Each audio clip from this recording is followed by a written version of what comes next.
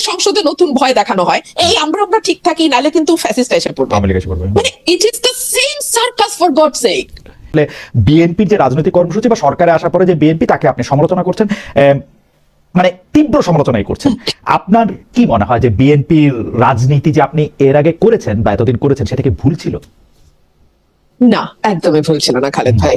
আমি গত 15 বছর আওয়ামী লীগের যে শাসন আমল ছিল, তখন আমি মানবাধিকার লঙ্ঘনের বিরুদ্ধে কথা বলেছি, দুর্নীতির বিরুদ্ধে কথা বলেছি, প্রতিষ্ঠানগুলোকে ধ্বংস করার বিরুদ্ধে কথা বলেছি, এবং অটোমেটিক্যালি এই কথাগুলোর বেনিফিট বিএনপির কাছে গেছে, বিরোধী দলে তখন যারা ছিল জামাতে ইসলামের কাছে গেছে, এবং অন্যান্য যে পলিটিক্যাল পার্টিগুলো সেই সময় আওয়ামী লীগের বিরুদ্ধে ছিল তাদের সকলের পক্ষেই গেছে। সো আমার কাছে মনে হয় যে এস্টাবলিশমেন্টকে প্রশ্ন করার যে সহজাত প্রবৃত্তি আমার মধ্যে আছে, সেটা তখনও যেমন ছিল সেটা এখনো তেমনই আছে। আপনার মনে থাকবে বিএনপি পাওয়ারে আসার আগে যেই 17 মাস আসলে অন্তর্বর্তীকালীন সরকারের সময় ছিল, সেই সময়টাতেও কিন্তু আমি অন্তর্বর্তীকালীন সরকারের তীব্র সমালোচনা করেছি। একই সঙ্গে আমি বিএনপির নানান রকম চাঁদাবাজি, দুর্নীতি, এলাকায় প্রভাব বিস্তারের জন্য নানান রকম অপকর্ম, এই সকল কিছুর বিরুদ্ধে কথা বলেছি। সো আমার নিজের কাছে মনে হয় যে আমি সবসময় আমার নিজের কাছে সৎ থাকবার চেষ্টা করেছি। সো এই সৎ থাকতে গিয়ে আমি হয়তো এস্টাবলিশমেন্টের বিরোধিতা করেছি, এখন এস্টাবলিশমেন্টে যখন যে থাকে দেখা গেছে কথাগুলো তার পছন্দ হয়নি, ব্যাপারটি আসলে এতটুকুই। বেচাপাড়া, আপনি আওয়ামী লীগের বিরুদ্ধে যেমন বলেছেন, তত্ত্বাবধায়ক সরকার বা অন্তর্বর্তীকালীন সরকারের বিরুদ্ধে যেমন বলেছেন, সেটা ঠিক, সেটির সুফল বা সেটির কারো না কারো পক্ষে তো গিয়েছে, বিএনপি বা জামাত ইসলামের পক্ষে গিয়েছে, কিন্তু আপনি কিন্তু বিএনপির নেতৃত্বের পক্ষেও কথা বলেছেন, বিএনপির নেতৃত্বের পক্ষেও বিভিন্ন প্রশ্নের উত্তর দিয়েছেন, কিন্তু এখন আপনি সেই মানে নিজের বলা কথার বিরুদ্ধেই অনেক সময় অনেকখানে দাঁড়াচ্ছেন। আমাদের প্রশ্ন হচ্ছে যে এখনকার বিএনপি কি আগের বিএনপি চেয়ে আলাদা? মানে আলাদা কোথায় আলাদা বলতেন? বিএনপির আসন পরিবর্তন হয়ে গেছে।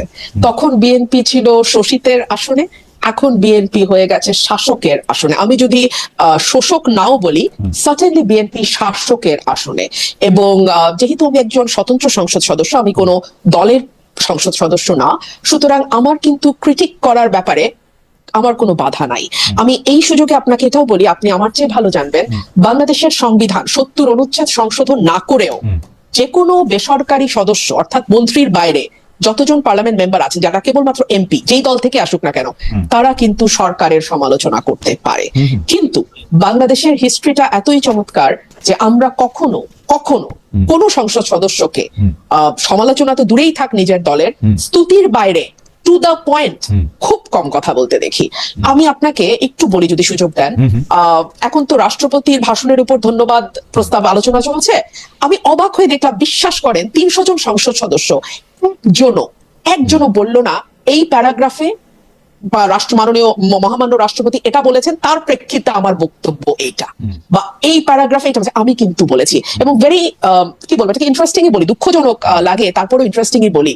আমাকে কিন্তু সময় দেওয়ার ব্যাপারে আওয়ামী লীগ সরকার যতটা না অনুদার ছিল, এই সরকার তার চেয়ে কোনো অংশে কম অনুদার নয়। আমাকে একবার বিরোধী দলের চিফ হুইপের কাছে দৌড়াতে হয়, একটু টাইম দাও, 2 মিনিট বাড়াও। সে বলে না আমি তো জানি না, আপনি সরকারি দলের কাছে যান। সরকারি দলের কাছে যাই, তারাও তো রেসপন্সিবিলিটি নেবে না, কারণ কে আর মানে কাছে ডেকে বকাবাদ্য শুনতে চায়, তাই না? সো আন্ডারস্ট্যান্ডেবলি তারাও চায় না যে আমি কথা বলি। সো আমার এই 1 মিনিট 1 সেকেন্ড, খালেদ ভাই, আমি কিন্তু জানি 1 মিনিটে কয়টা শব্দ বলা যায়, 150টা। আপনি মোটামুটি কমফোর্টেবলি 150টা শব্দ 1 মিনিটে বলতে পারবেন। সো আমাকে ওই শব্দ গুইনা আমার স্পিচটা রেডি করতে হয়। সো এই এফর্টটা আমি হাসিনা আমলেও দিয়ে আসছি, এই এফর্টটা আমাকে তারেকের আমলেও দিতে হচ্ছে। So it is the same old story for Numin Farhana. বেঁচে ফারহানা, জাস্ট মানে আপনাকে যদি এই সরকার মনোনীত করতো নির্বাচনের জন্য বা মনোনীত করে নাই নির্বাচনের জন্য, এইটা থেকে আপনার পার্সোনাল গ্রাজ বা ক্ষোভের জায়গাটা কি আসে? মানে ব্যাপারটা কি এরকম যে আপনাকে যেহেতু নমিনেশনটা দিল না বা আপনাকে যথাযথ মূল্যায়ন করলো না, সেই জন্য আপনি একটা পার্সোনাল গ্রাজ থেকে আজ বিএনপির বিরোধিতা করতেছেন? তাহলে খালেদ ভাই, আপনি আমাকে বলেন, নমিনেশন তো ডিক্লেয়ার হয়েছে নভেম্বরে, এন্ড অফ নভেম্বর। এর আগে 5ই অগস্টের পর থেকে শুরু করে নভেম্বর পর্যন্ত এই যে 15টা 13টা 14টা মাস আমি যে বিএনপির নানান অপকর্ম নিয়ে প্রশ্ন তুলেছি, সেটা কেন তুললাম? তখন তো আর মনোনয়ন দেওয়া না দেওয়ার কথা আসে নাই, আমি কিন্তু তুলেছি। 1 2 হলো আমি সবসময় আপনাকে আমার আগের ইন্টারভিউতেও বলেছিলাম যে রাজনৈতিক দলগুলোর আসন পরিবর্তন হয়, আজকে যে এদিকে বসছে কালকে সে ওদিকে বসে, কিন্তু ভাগ্যের পরিহাস আমার আসনটা অপরিবর্তিতই থাকে। আমি সবসময় অপ্রেসড মানুষের পক্ষে কথা বলি, যে কারণে যখন বিএনপির নেতা নেত্রীদের নেতাকর্মীদের যেভাবে মামলা হামলা মিথ্যা মামলা গায়েবী মামলার মধ্যে দিয়ে যেতে হয়েছে, আজকে যখন আমি দেখি একই কায়দায় এফআইআর এর মধ্যে সেম অ্যালিগেশন 25টা 30টা এফআইআর দেখি, একই অ্যালিগেশন, শুধু নাম পরিবর্তন হচ্ছে, 500 জন আসামি, তার মধ্যে ধরেন শিরিন শারমিন চৌধুরী খুনের মামলা, মানে উইচ ইজ অ্যাবসার্ড। তো এই বিষয়গুলো যখন আমি দেখি তখন আমার কাছে মনে হয় এগুলো ভীষণ রকম অন্যায়, এবং একজন আইনজীবী হিসেবে, একজন আইন প্রণেতা হিসেবে, একজন নাগরিক হিসেবে, একটা স্বাধীন দেশের নাগরিক হিসেবে এটা প্রতিবাদ করার একটা মানে কি বলবো, এটা আমার প্রাথমিক দায়িত্বের মধ্যে পড়ে। এখন এটার বেনিফিট শিরিন শারমিন চৌধুরী পাচ্ছে না এটার বেনিফিট তারেক রহমান পাচ্ছে, এটার চেয়ে অনেক বেশি গুরুত্বপূর্ণ হচ্ছে অন্যায়টার বিরুদ্ধে আওয়াজ তোলা। মানে একটা আওয়াজের বাইরে তো আসলে আমার মতন সামান্য একজন সংসদ সদস্য কিছু করতে পারে না, এর চেয়ে বেশি কিছু করার আসলে আমার নাই, আমার ক্ষমতা নাই, কিন্তু আওয়াজটা তো আসলে তোলা দরকার। আচ্ছা বেরিসা ফারহানা, এই সিরিজের শেষ প্রশ্ন, আপনি কি এই 15 বা 17 বছরে মানে আপনি কি সবসময় এরকম ন্যায়ের পক্ষে থেকেছেন দলের পক্ষে না থেকে? সবসময় কি আপনি? না, আমি সবসময় পারিনি, না না পারিনি। আপনাকে অনেক সময় আমাকে অনেক কিছু দেখেও না দেখার ভান করতে হয়েছে, অনেক কিছু বলা উচিত কিন্তু আমি হয়তো বলি নাই। তবে খালেদ ভাই, আমি নিজের সঙ্গে নিজে বসেছি, আমি 1-1.5 বছর আমি নিজের সঙ্গে নিজে প্রচুর কথা বলেছি, এবং আমি নিজেকে প্রশ্ন করেছি যে তুমি কেন বলো নাই, কেন তখন তুমি এই কথাগুলো বলো নাই। হ্যাঁ, ধরুন 21 আগস্ট ফর এক্সাম্পল, এটা নিয়ে কিন্তু আমি আমার দলের যে ন্যারেটিভ সেটা আমি বারবার বলেছি। হ্যাঁ, তারপরে ধরুন বিচার বিভাগের স্বাধীনতা, মাজদার হোসেন মামলা, এই মামলাটা যে যখন সৈয়দ ইশতিয়াক আহমেদ বারবার চেষ্টা করলেন যেটা করার, তখন কিন্তু বিএনপি 2001 সালে সেই সময় বলেছিল না আমরা এসে করবো, কিন্তু সেই মামলাটা কিন্তু 7 পর্যন্ত হয় নাই, সেই মামলার বাস্তবায়ন। তারপরে ধরুন বিচারপতিদের বয়স বাড়ানো, হ্যাঁ, কে এম হাসানকে চিফ অফ দি গভর্নমেন্ট করার জন্য, ইন্টারিম গভর্নমেন্ট করার জন্য। সো এই বিষয়গুলো আমি আসলে বলি নাই, এবং আমি নিজেকে নিজে প্রশ্ন করেছি যে আমি কেন বলি নাই।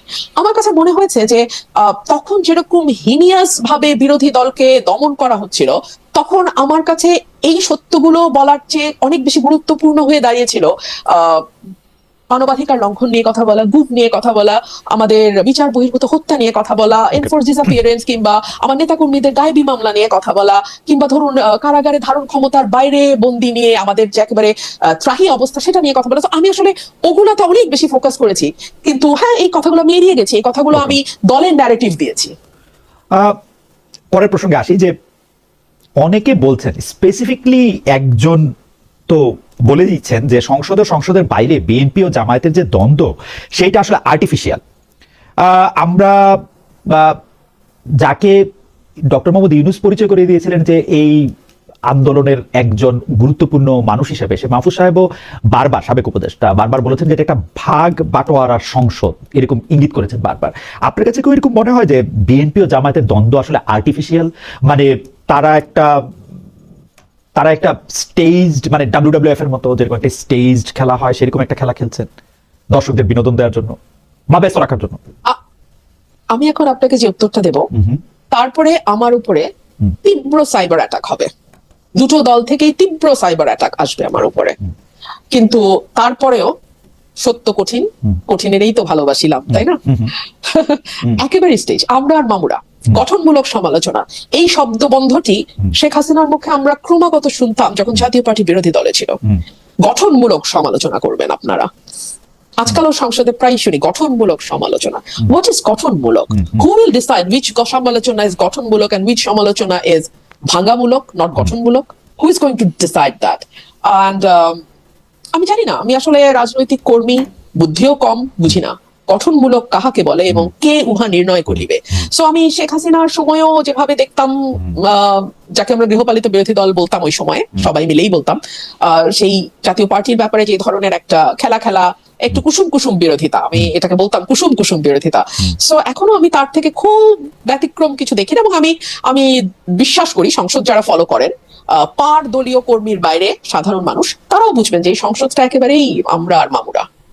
এনসিপি কেও কি আপনার একই জায়গায় রাখবে, নাকি এনসিপির যিনি প্রধান নেতা আছেন নাহিদ ইসলামের বক্তব্য আমরা শুনলাম যে আজকেই যে বেশ গোছানো বক্তব্য দিয়েছেন, বেশ কিছু প্রসঙ্গ এনেছেন, আজকে সংসদ নেতা তারেক রহমানের বক্তব্য রাখলেন, অনেকেই বলছেন যে এরকম সংশোধিত দেখতে চেয়েছিলাম। আপনি আসলে মানে কেন এত সমালোচক হয়ে উঠছেন যে একটা ভালো প্র্যাকটিস হচ্ছে বলে অনেকে, আমি দেখছিলাম যে আমার সোশ্যাল মিডিয়ার যারা বন্ধু বা যাদেরকে আমি ফলো করি তাদের বেশিরভাগই আসলে জনাব নাহিদ ইসলামের বক্তব্য বা জনাব তারেক রহমানের বক্তব্য প্রশংসাই করছিলেন। আমার পক্ষে ব্যক্তি হিসেবে সিঙ্গেল আউট করাটা শোভন হবে না।